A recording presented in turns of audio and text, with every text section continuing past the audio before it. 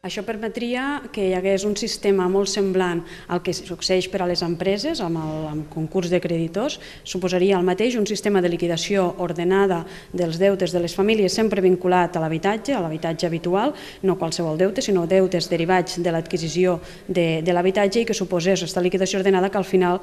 com a última solució, si no es pogués continuar amb l'habitatge que estan vivint al seu moment, suposaria la dació en pagament. Nosaltres creiem que abans d'arribar a la dació en pagament és important que les famílies se puguen mantindre el seu habitatge amb un lloguer reduït, que es pugui arribar a algun acord, i per això hi haurà el text també proposa aquestes comissions de sobreendeutament que puguen arribar a regular, arribar a mediar, a poder tindre una solució per a les famílies. Teniu algun input? És a dir, si el Parlament de Catalunya s'aprova per unanimitat, algun input de que el govern central estigui receptiu o és una sorpresa el que pot passar demà?